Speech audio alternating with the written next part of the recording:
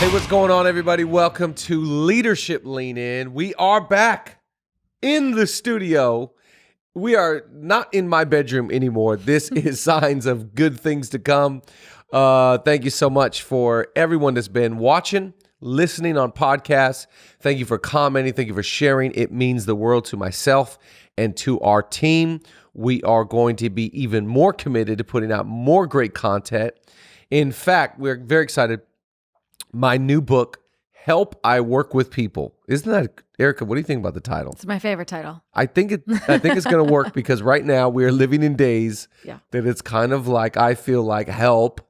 I work with this type of person right now.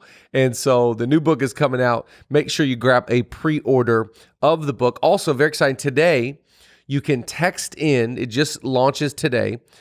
Text the phone number 55444. That's 2 5s and 3 4s, 55444. Text the word people, and we'll send you the first chapter of the book for free. So text in that number right now, 55444. Text the word people, and we'll send it to you. Also, for those that want to order a bulk order, want to take your team, your organization, your church, through the book, it is 30% off right now. And we've had one business order 500 copies. We had another guy order 200 copies to take his team through it. Pastor just texted me this last week, wanted to order 2 cases of the book. It's that kind of book to take teams through. And so get on the bulk order. You can get on to the link in bio, and it will be right there. But let's jump into content now. We are going to start a new segment. We need to have a drum roll right here. I can do the drum roll. Yeah, we need to have some sound effect. New segment comes in. Yeah. We're doing a new segment on Leadership Lean In. It's called That's a Good Idea. Ooh. We need to have a voice come in. Yes. Yeah, do your rhythm. That's a good idea. Maybe we'll just use that. That's how I did it in my head. Maybe we'll just do that. Okay. 5 good ideas. Just leadership's all about just going like, hey, I need a good idea. By the way, no idea is good left alone. Wow. So in other words, don't ever just keep the idea to yourself. Ideas are meant to be in collaboration. And so ideas get legs when you share it with other people and they get to say something and so adds something, and that becomes the product. That becomes in my case, the sermon. I never write sermons by myself. I have people add in this verse, that thought, this illustration. I'm always talking to Julia, what do you think? And together we create a beautiful product. So here's 5 good things. That's a good idea. Number 1, listen, learn, lead. Listen, learn, lead. We are in the midst of racial divide. We are in the midst of unrest in our nation, in the world. Imagine this, George Floyd. I don't know if you've watched all 8 minutes of his murder, but George Floyd's murder in Minneapolis sparked something in humanity that people in Germany and Paris and all around the world were protesting injustice. So this struck a chord with not just Americans, but with humans from all over the world. In order for us to get out of years, for America, 450 years of inequality, we're going to need to listen, learn, and lead. We need to listen to people that have been oppressed, people that have faced racism. We need to listen to our brothers and sisters. For us right now, the Black community, we are really taking time to listen to what they have to say, what their experience has been like, and listen to thoughts on systemic racism. Listen to what white privilege is. We need to listen right now so we can learn. For me personally, I've been watching documentaries, and 6 months ago, I wasn't watching 13. I wasn't watching 1992. I wasn't reading the book, White Fragility, but now I'm learning. Mm-hmm. And then we got to lead. We got to lead conversations. We got to lead our homes. We got to lead our children, and we got to lead our communities into change. That's just a good idea. Number 2, take a 24-hour social media break. That's a good idea. Your mental health right now, in the midst of, I keep saying these 2 Ps, protests and pandemics. Pandemic, please God, no pandemics. That would be the worst. But right now, you need to take a 24-hour social media break where you don't get online. You let your brain rest. It is too much. We are inundated with so many opinions, and we need a break to get our minds right. Number 3, write thank you cards. This is just so practical, so easy. Help, I work with people. I talk about this in the book, that really people skills is just about learning how to serve people, how to honor people, respect people. There's nothing more honoring than when someone does nice to you, something nice for you. Someone gives you a gift. Someone takes you on a trip, whatever it may be. Write a thank you card. It's classy. And number 4, making things right with people you've wronged. I love this. Good idea. Because you cannot do life well if you're doing people wrong. That's what the book is all about. You cannot do life well if you're doing people wrong. So you know what? Take a moment. If you've wronged somebody, go back. This is just a good idea. Apologize. I'm sorry. Shouldn't have said that. I shouldn't have ghosted you. Shouldn't have been mean to you. I said this comment. I just want to own it. My bad. Because guess what? I really want to do life well, but I cannot do life well and do people wrong. So that's just a good idea. Here's the last one, number 5, laugh at yourself. It's a good idea. Why? Everybody else is laughing at you. You might as well just jump in with them.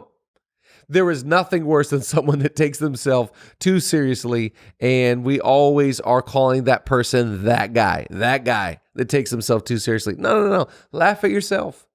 My kids are making fun of me. My wife, she loves to have a little, jab at me. My staff loves to have a little, he's a little Michael Scott. Just, hey, might as well just laugh. Everybody else is laughing at you. You're laughing too hard. Jump in with them. Those are just 5 good ideas. Erika, the Boss Bozhko, is with me today. Yeah. I didn't even introduce you properly. Well, honestly, those were such good ideas. We could just go. It would have been a better idea to say hello to you. I kept wanting to be like, that's a good idea. But I just didn't know when to interject, The whole flow threw me off. It was with fantastic. This new segment. Well, I loved it. It's a good idea. Well, we're just a little bit out of order. That's a bad idea. How are you feeling? I feel great. This office smells like a Clorox wipe. Yeah, right. This nice is and a safe clean. space. And it's great to be here. And I feel like we're social distanced appropriately. Yeah. Yeah. And you just dropped your daughter off. Oh, yeah. On your way here. I have preschool. How's that? I feel like I'm smiling too hard. It's amazing. After 4 months of nonstop. I feel like I always have to put the caveat into of that's also very clean. There's masks and lots of measures being taken, but also Yeah, my 4 kids, we've come to the place where I don't know if we're going to keep them. We're thinking about transitioning them out of the home. Do you guys want to just hang out outside? How families send kids away? Yeah. I get it now. Okay, I feel like when I was younger, my older siblings, they would always lock us outside during the summer to play. And we'd be like, why don't you let us in? And now I get it. Yeah. Yeah. My parents just said, why don't you send the kids up to Washington and we can watch them. And I think about it every day. Yeah. It's my fantasy right now. Do you mean right now? Yeah. Oh, sorry. Well, we're at the airport. It's so funny you say that. Let's just nail down the dates right now. Hey, we're going to do a Q&A segment. Yeah. People have written in questions. Yes. We do not. The thing about question and answer is that, it's kind of intimidating to say, I have the answer. Yeah. We might supply an answer. I don't know if it is the answer. Right. It's just more of a dialogue it's around a thought. your This is kind of a thought. Yeah, exactly. Yes. Okay, let's see. Okay. You filtered through and you got the top questions. I have not seen these questions. No. I have not heard these questions. No pressure. This is first glance. Well... You're you could just be pass. Here's the good part about this. This is not live. Okay. Yeah, okay. All right, here we go. Okay. I'm just gonna start with I switched up the question. I'm just gonna start with, this is a LA question: In-N-Out or Chick-fil-A? Oh my gosh, In-N-Out. This is the staple. I can get In-N-Out in wherever I am in the world, but In-N-Out is the staple. Listen, it is. What do you order? The In-N-Out, I'll tell you in just a moment, but the In-N-Out next to the airport in El Segundo is the most genius. Whoever owns that In-N-Out was like, I know what all these people that land from Missouri and Iowa and Pennsylvania want. They want this. So it's across the street from the airport. Yeah. And it has got to be I want to know the busiest In-N-Out that one in America. I think it's that one. I for sure have stood in that line though. My order every single time I go is a number 2, which is the cheeseburger. Yep. I get it protein style, which is lettuce, no bread. Doesn't surprise me. I don't get any onions. I don't want onions. I'm not even grilled. I'm not an onion guy. And I get my fries twice through, and I do not like In-N-Out French fries straight up. I think the In-N-Out fry is a bad fry. I'm just going to go on record and say, if we're talking about French fries, Chick-fil-A French fries, demolish. I mess with those. In-N-Out, okay? Yeah. But the In-N-Out, if you take them twice through, they get crispy. They're good. And then I want In-N-Out sauce. Yep. And I put ketchup on it. Oh my. And then here's the real kicker. It's called a lemon up. Have you ever had this? No, but I can guess what it is. The lemon up is half pink lemonade, half 7-Up. And this combo of protein style twice through French fries and the drink, I would love to see someone try and beat that. Honestly, that's the most detailed, specific. I just feel bad for anyone who goes to In-N-Out on behalf of you, because what if they mess it up? Well, Julia will never. Yeah. Okay, well, that's fantastic. I would say stuff. I have a pretty simple order. We don't have to go through it, but okay, we're going to jump in. A lot of the questions were based around leadership, church, conversations. I like this one. Speaking of help, I work with people, all of that kind of thing. I feel like you're really great at conversation. This question was, how do I bring up a difficult conversation with someone when it's not my personality to start the conversation? Wow. So speaking to people who we actually got a few of these questions talking about, how do I lead if I feel passive? How do I speak up if I'm passive? So what would you say to someone that's like, I really need to have a difficult conversation, but that's just not my personality? Yeah, I think, we're so intimidated by this word conflict. Right. And I think we have to remove the word conflict and replace it with the word clarify. Because really, conflict is just clarifying something. Mm-hmm. I just want to clarify how that made me feel. I want to clarify my expectations. I want to clarify what our values are here at this company, or whatever it is. I think we get so worked up about I got to confront them. Right. I don't know if you have to confront somebody. I think you just need to bring up a subject to bring clarity about how you feel, or about what we need, or about where we're going, or about a change that we're making. So if we can remove the barrier and the big giant intimidation of confrontation, right, and just bring it to communication is just clarity. Mm-hmm. I'm just clarifying, fill in the blanks. So I would say to another part for anyone that feels intimidated to do this, and in fact, I was just on the phone with a leader maybe in the last week, and they brought up this exact thing. I'm so bad at having these conversations. I'm so weak in this area. Which is good to recognize about yourself. That's not a bad thing. That's a good thing that you can identify I think it's really important for all leaders to identify their weaknesses. Yeah. In fact, I would encourage every leader, just make a list of all your weaknesses. Mm-hmm. I'm prone to this. I have a susceptibility to fall into this trap. Listen, to every leader, there is a dark side. Mm-hmm. And so what people are saying here is, there's a dark side of me. Welcome to the club. There's a dark side to all of us. Yeah. And for this particular person, the dark side is, I struggle with having the courage to have a clarifying conversation. Okay, well, remember, our goal is to do everything out of love. Mm-hmm. So I only listen to people that clarify with me, that love me. Yeah. Anyone that confronts me just to air their grievances and tell me what they think, and because now it's all about you. Right. But if I really love somebody and I'm really committed to them and I really have their best interests, well, this is pretty easy, because it's actually not about me. It's all about them. Right. It's not about what I want to just say, what I want to get done. It's actually I want to serve you. And the way that I serve you, leadership is servitude. Mm-hmm. So if I really want to serve somebody, sometimes the best way I serve is I have the conversation that is needed. Right. I want to retreat. I want to just stay in my bubble. But because I love this person enough, I will tell them the truth. I love that. It's like the act of serving somebody is having a conversation, and it doesn't have to be a debate. No. Conversation and clarity is not a debate on either side. I love that. Clarifying conversations. The next question that we have is, how do you balance being all in for your church while caring for your family, yourself, and what do you do to find rest? Great. That's a large question. But it's good. That is the question. Yeah. Because I think ultimately what this question is talking about is health. Yes. How do I, let's say, entrepreneurs, business owners, church leaders, how do I really give myself to what I'm passionate about and really give myself to the passion of my family, my home? That tension will always be there. I think just being aware that I could be pulled over here too much. I was talking to a pastor one time and he said, the only regret I have in my life is there was a season in my ministry where I knew I gave way too much to the church and it cost my family. Wow. And so a lot of times you can see that in hindsight, in 2020 vision. There's hindsight in 2020 vision. And you look back and go, wow, I really failed there. But I think just trying to keep a constant awareness. Am I doing a good job of taking a 24-hour social media break to give my full undivided attention?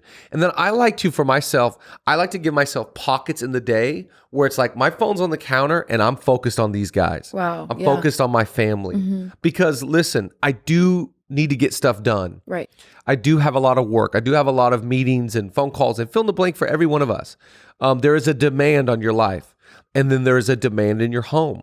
And you can't.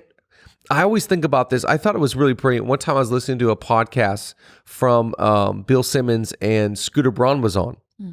Scooter Braun is in this town and in the entertainment industry, an icon. Yeah.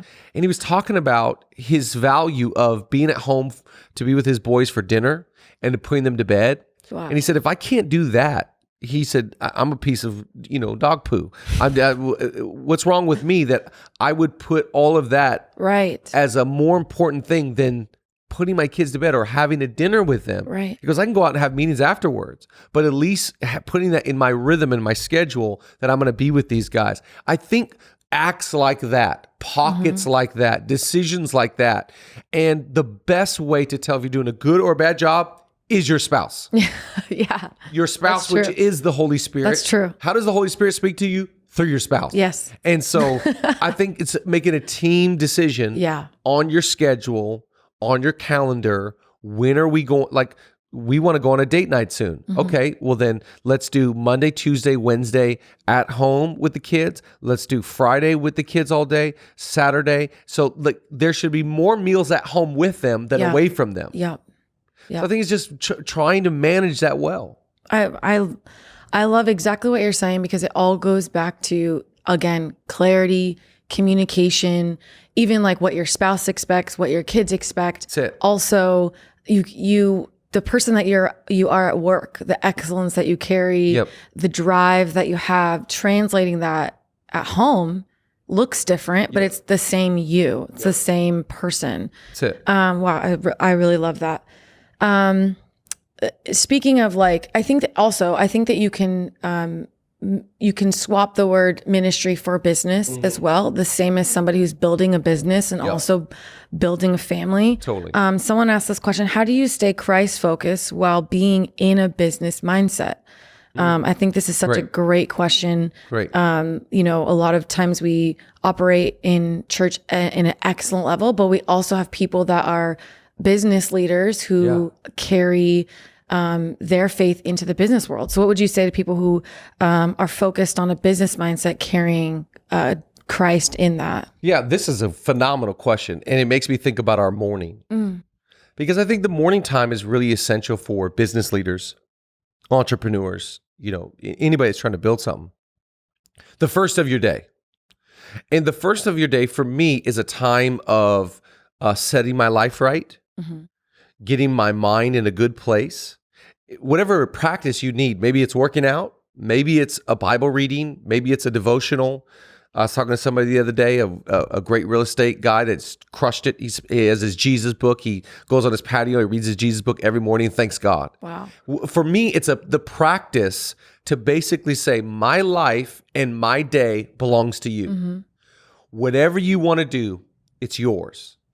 As I lead my business, as I work hard today, as I take my meetings, I want to be spirit-filled and spirit-led. Yeah. Wow. So I'm just saying, good morning, Holy Spirit. How you doing? Good morning, Jesus. Thank you. Yeah. I receive your strength. I receive your wisdom. I receive your grace. I receive your favor today. help me as I go through my day, that if there is a person you want me to stop and talk to, if there is a financial sowing opportunity you want me to give to, whatever it is, just, I'm yours. Yeah. If I go by somebody and I see them on the side of the road, I want to be the good Samaritan to them. Yeah. Yes. So I think to be Christ focused during business hours is to start your day. Maybe it's the drive in, you're listening to worship music, or whatever it is. It's like this morning for me, I'm reading right now we're in the book of Hebrews chapter 6 in our reading plan. So I'm reading Old Testament, reading the book of Hebrews. I got my Maverick City music on. I'm really into it right now. And I go in the bathroom, I'm still playing my worship, and I'm just trying to get myself right. Yes. Because I know I'm going to give out today, but I can never give away what I don't have. Yeah, so in order to be Christ-centered during business hours or with your business, I think it starts with just saying, hey, today I want the mind of Christ. Yeah. Today I want to be led by the Spirit. So God, my life is your life, whatever you want to do. Yeah, I love that. I feel like I've heard this quote so many times, win the morning, win the day. Mm-hmm. So if you can crush those hours, brilliant. Yes. You're pretty much unstoppable. Yeah, pretty much. Yeah. A lot of this has to do with like mindset, yes, establishing identity, security.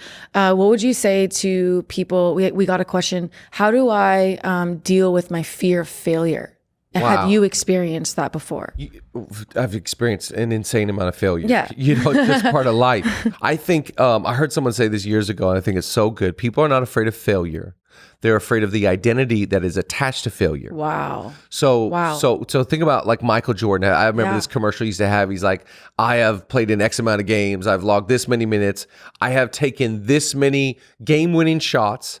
I have missed this many game-winning shots, and that is why I continue to win. Jeez. So he's talking about how many he made, how many he missed, but he's going basically like, you do realize like I've missed so many game winners, but I keep on shooting. Now, biblically, we believe that the book of Proverbs, though a righteous man may fall 7 times, he still rises. Yeah. So life is about failing forward. Mm-hmm. You're going to fail. It's inevitable. You're going to have an idea you thought was going to... We live in a city that's like this. Yeah. I moved to LA. I thought I was going to take off. I thought I was going to do this. And we live in a city of broken dreams. Or a way you could say it is a city of failure. Mm-hmm. I think that the greatest way to look at yourself is I cannot be defined by my mistakes. Mm-hmm. And this is where we use the line, I might have made a mistake, but I'm not a mistake. Yeah. I have failed, but I am not a failure. Mm-hmm. I am a success because I keep trying. Yeah. I am a success because I get back up again. And that is the great thing about today. Yeah. One of my favorite lines is, today is the first day of the rest of your life. So good. Today's the first day. So you woke up to a brand new opportunity. You woke up to the reality the best is yet to come. Yep. So I have made a litany of mistakes, relational mistakes, personal mistakes. I've made mistakes with money. I've made mistakes in leadership. I could tell you more about my mistakes and failures than I can about my successes. Yeah. The reality is that if you're going to be good at life and leadership, you've got to hear more of who you are than who you're not. So true. Talk about this all the time. So true. If I let failure be the narrative of my life, then I'm just going to stay in the rubble. Yeah. But if I get good, positive promises over my life, that is why you've got to feed yourself the right stuff. Right. Win the day, win the morning, win the day. You've got to feed yourself to ramp yourself up to go like, let's shoot another shot. Yeah, let's go. Let's go. Yeah. Let's do it again. Let's try. And I think if we will not be afraid of the identity of failure, so when failure comes, it's inevitable. I've preached messages. I get off the stage. I'm like, that's the worst thing I've ever done in my life. You know what? Next service is coming. Let's go. Yeah. You got to just keep going. I'm going to talk about that in our top 5 in just a moment, but you got to just keep on going. Yes. I love this so much. You also are probably one of the most positive people I've ever met in my whole life. But that teaches people a lot about where they could go in their thinking. The narrative of your life dictates how you see yourself. Therefore, it dictates how you treat yourself and how you act. I've been obsessed with this thought of positive self-talk. Scientifically actually changes your actions. Like it changes the way that your brain connects your actions to your thoughts. So I just love that. So if whoever's listening who asked that question, I hope that they learn to lean into the positivity and letting go of failure, which is actually more empowering than sitting in the failure. Great. It's crazy. Couple more questions. I love this one. This person was very specific. What are 2 things I can do to influence my boss? In other words, how do I lead when I'm not in charge? It's a great question. That's a great question. I saw in the airport, there's a book that's all surrounded around this idea, how to lead when you're not in charge. I don't know who the author is, but that's just when I saw the title, I go, that's a great book for so many people who are leading when they're not in charge. I think the first thing that comes to mind is, you can't lead people that don't like you. Yeah. So my first question is, does your boss like you? Right. And how do you get favor there? How do you win there? So it's like little things, right? Yeah. Like, hey, to my boss, I'm gonna, you just did this. You're so kind. But the day that we announced my book, you sent me a $25 gift card to Blue Bottle. It's so sweet. Such a kind gesture. That's winning favor. That's so when I think of you, I think, wow, Erika's kind. Erika and Roman are thoughtful people. Erika and Roman are for me. So there's little things that you do, I love that thought, to win with your leader. Yeah. I'm on time. So I'm punctual. I'm respectful. I'm proving myself to go the extra mile. Yeah. I never do the minimum of what's required, but I always prove myself to go above and beyond what is required of me. Yeah. I carry a great spirit. I'm generous. I'm excellent. I'm all the things. Yeah. Because everything about you says everything about you. So I think the first thing is like, what are you doing to win with this person? Yeah. Great. Right? Such a great question. The second thing I would say is when you're leading when you're not in charge, this is just the second thought that comes to mind is you need to have a proven track record of what you say has credibility. And the way that you have that track record is your life. Yeah. Wow. You've got your house in order. Yeah. You've got things going for you. People like you. You've got a good reputation. I rarely listen to the person that they look like a disaster. They don't have a good reputation. Yeah. Things are a mess. Yep. It's like, I'm looking for the one that's like, wow, they're excellent. People love them. Every time they give me sound advice, I'm like, wow, that's really good sound advice. Yeah. Right. So if you want to lead, I think you need to lead up. That's what we're talking about, which I think leaders, they're at the top, are always looking down to go, what does the lower level say about this person? Right. Because I'm not going to really listen to them unless the people under them love them. Yes. So I got to first win with my leader, and I got a second win with my life and the people I lead. Yeah. Because that is credibility. And my leader will listen to me if I've proven you've got something to say. Yeah. You've built something. You've done something. Yeah. What is it about you that all these people, the common denominators, everyone under you adores you, is loyal to you, is with you? Yeah. I think about in our organization, Chad and Ryan is a great example. It's like he's got this location of people. It's like they would take a bullet for him. Okay, well, what is it about you that you've sparked my interest? Right. So when you say something to me, I'm listening because you have credibility. I love that.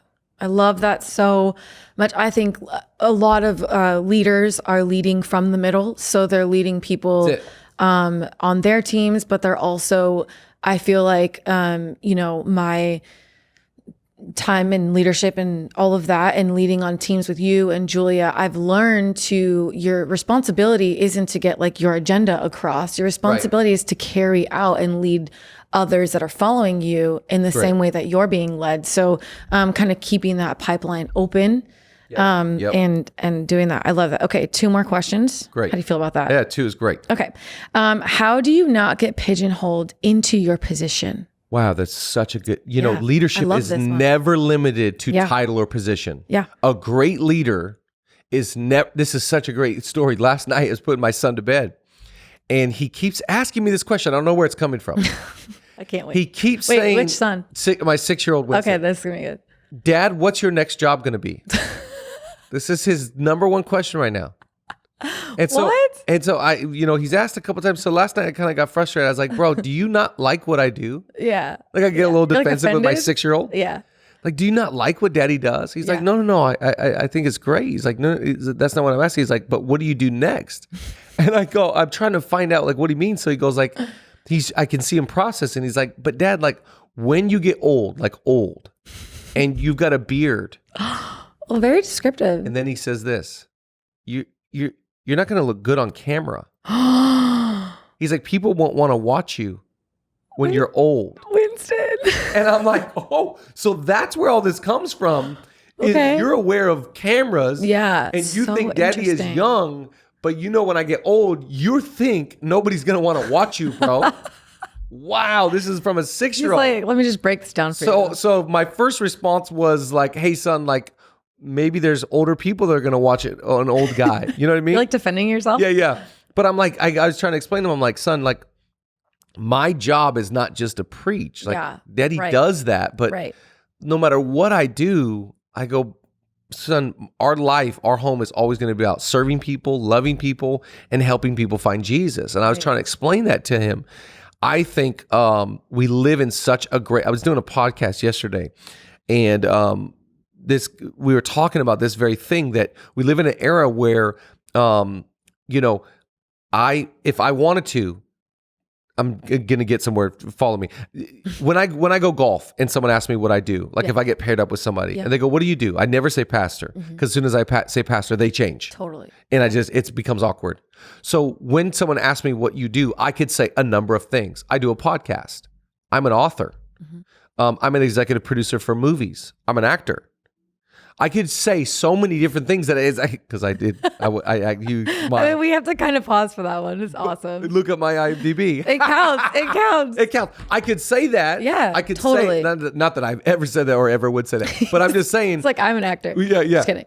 I own a business. Yeah, totally. Yes. So I think a great leader never pigeonholes themselves into one thing. Yes. And maybe in the past people did, but we live in an era where you can have so many multiple outlets of who you are. And I think that to be a great leader, never chase a title or a position. So good. I have never once thought about my title or my position, because my title and my position cannot limit who I am. So true. Who I am is the greatest part of what I'm trying to do as a leader, not the title or position. So I would say, make it your aim, make it your goal to be a great leader. Yeah. And the rest will take care of itself. I love that thought. Also the thought of reinventing yourself, not letting yourself be pigeonholed, getting out there, going for it.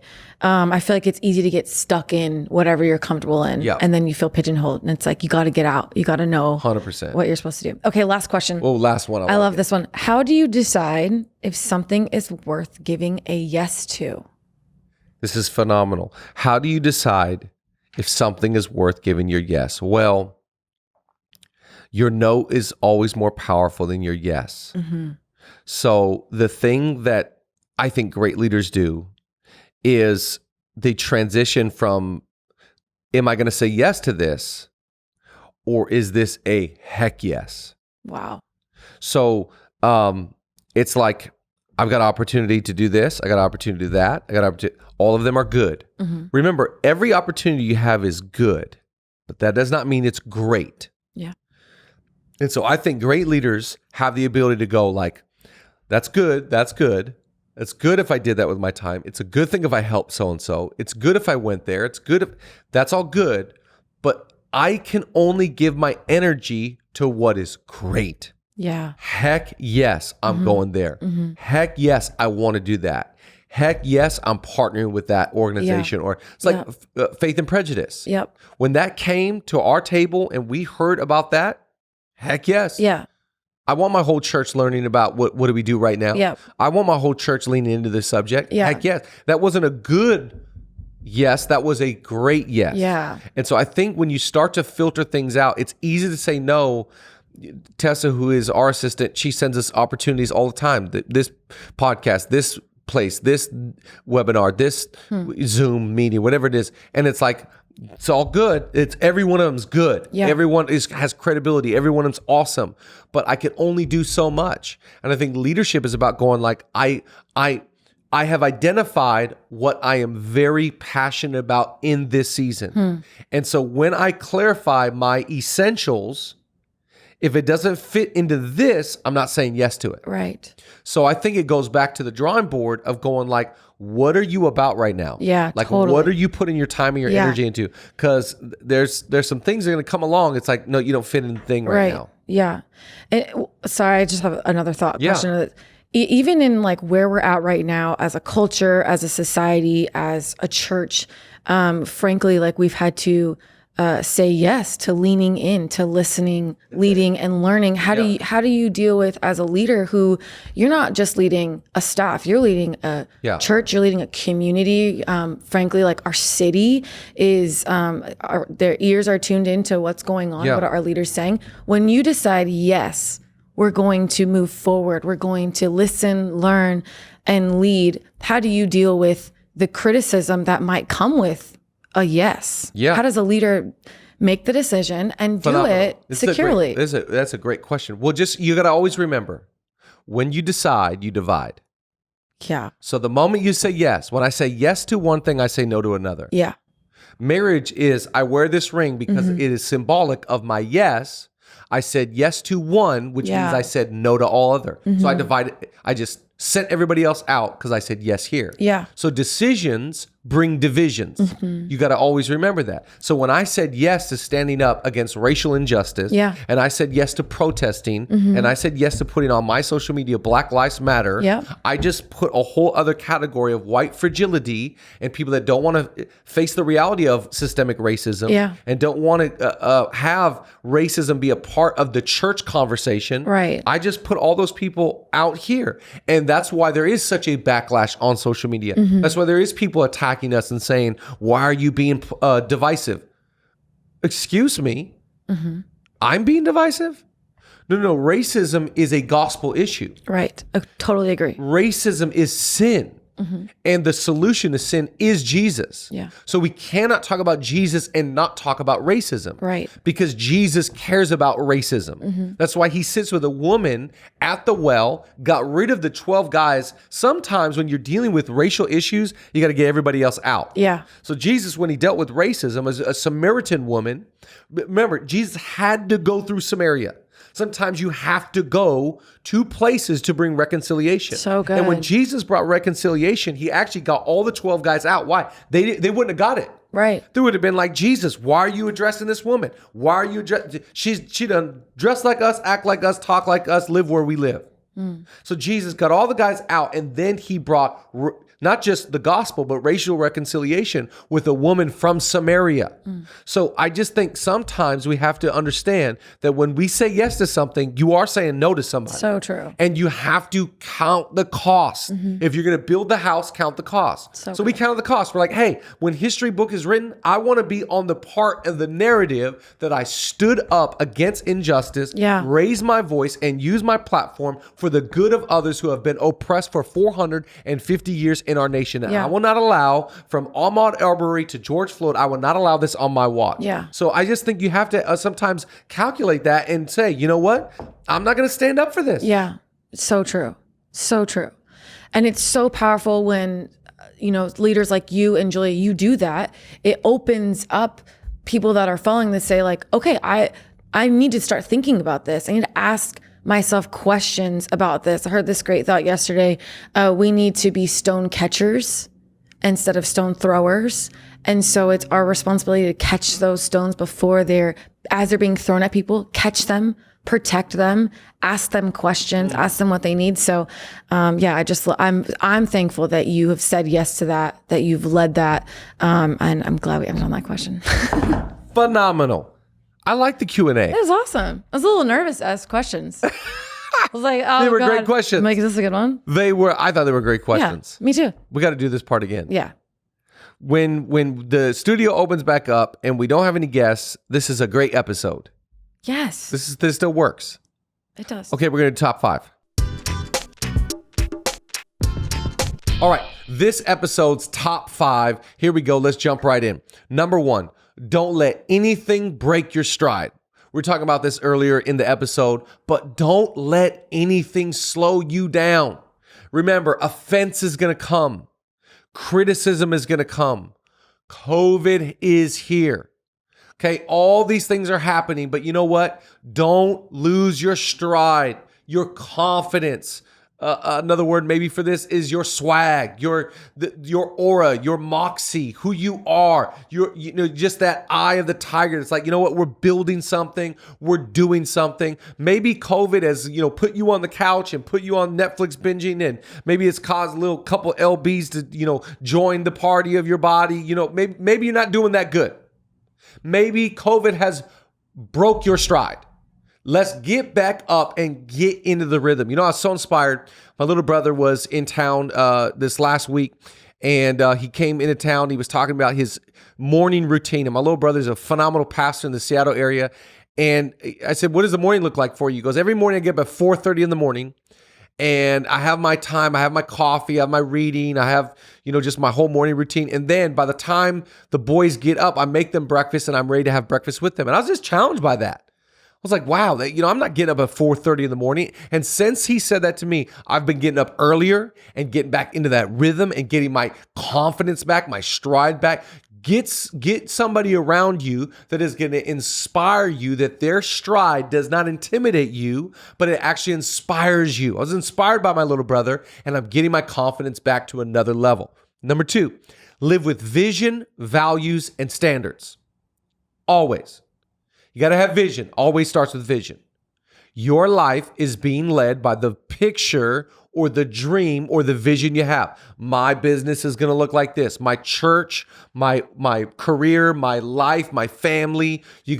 All of life starts with vision. So first get the picture. By the way, vision does not come from podcasts. Vision does not come from preachers. Vision comes from God. God is the vision giver. That's why the Bible says, write down the vision, make it plain, so the one who reads the vision can run with it. Though it tarries, though it doesn't come overnight, it will surely come to pass. So write down your vision. What's my vision? What's my vision for this year? What's my vision for 5 years? Write down your vision. And then you have values. Your values lead you. It's like that old saying. I talk about this in Help I Work with People. Manners maketh a man. It's one of my favorite quotes. Manners maketh a man. Your manners make you. Okay, well, what's another way to say that? Your values make you. What do you value? I value people. I value rest.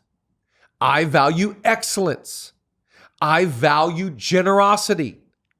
I really value kindness. I really value partying with a purpose. So I've got vision of where I'm trying to get there, and my values are the vehicle which are going to help me get there, and so are my systems. I always put great systems. Your system for tithing, your system for discipline, your system for reading, your system for working out, your system for, it's like anybody that's organized and has great systems has great albums in their phone when they go to look up pictures. Like, I don't know if you're that person that you go in your album and you're like, you're trying to, everything's in one album and you're trying to find that photo and you're going back for 2 years. People that have good systems, they're like, you know what? I have a system for like, I put pictures with this event here and I put pictures with this person here. And I create systems in your life that are going to deliver and help you execute the vision that you have. Number 3, if you're not enthusiastic, you're not going to win. Come on, you've got to have a little bit of enthusiasm. That's why I always feel like as an orator, it doesn't matter whether I sit down or whether I stand up, I can bring great energy. Bring enthusiasm to your workplace. Bring enthusiasm into your parenting. Bring enthusiasm into your marriage. Bring enthusiasm into your relationships. Everyone loves the enthusiastic leader. Nobody loves the or lump on a log. No. Bring enthusiasm. That was pretty good. Those are great sound effects. Just, I feel like I embodied that. Okay. Bring enthusiasm. Number 4, the little things always make way for the big things. This is so true. A biblical reference for this, catch for us the little foxes that spoil the vineyard. What is it saying? It's saying it's the little things that will spoil the fruit of your life. It's little attitudes, little comments. Remember, leader, what you are willing to allow, you have to live with. So I'm not willing to allow little things. It's like little roll of the eyes, little lack of respect. Little things make a big difference. I was recently sick and I was at home. I'm not feeling good. And the guy that leads the prayer team, I've got a prayer team at the church that prays for Julie and I, prays for us as pastors. So I hit up the lead prayer guy and said, hey, this is what we're facing. And he says, I'm getting in my car right now. What do you need? I'll bring whatever I'll go get chicken noodle soup. And it was like, no, you don't have to do that. But the littlest gesture goes the furthest way in the both positive and the negative. So remember, it is not the big bear at your organization's doorstep roaring, going, we're going to take you out. It's little things that are lurking and creeping like racism that are going to take you out. So always count the cost on little stewardship decisions. Last one, number 5, don't lose your crazy faith. I love this branding from Mike Todd, phenomenal, now author, incredible to see what's happening there. And just Mike's an unbelievable force of enthusiasm and is someone that was a good steward of his life before. Now the world knows him, and an unbelievable leader. But one of the things I love about him is he has branded this series Crazy Faith. And I just like that because we should have crazy faith. Like I heard someone say, if your dreams don't scare you, they're probably not from God. And so we need to have faith for not like stuff we can make happen in our own natural strength. We need to have faith for things that can happen only through the hand and the power of God. So I just want to encourage you, stir up your faith. Don't have regular faith, have crazy faith for the things that God wants to do in you and through you. Top 5, this week's episode. What a phenomenal, that was a good episode. Yes, it's fun. Give us, as we leave today's episode, what are the things we need to remember? We are texting the word people today. People to 55444. Text the word people will send you the first chapter for free. That's right. Also, we're releasing a weekly leadership email. Yes. Okay. So go to Chad's Instagram at Chad Veach.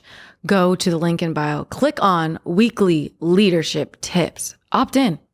They're good. We are sending one tomorrow. Yes. A weekly tip. It's going to be so good. I'm very excited. We're starting this. And then our next webinar is August the 6th. Yes. It's Thursday, August the 6th. And we're talking about perfecting people skills. Woo! It's going to be awesome. Hey, thanks so much, everybody, for joining us today. We'll be back very soon. The studio is back open. Woo. We love you.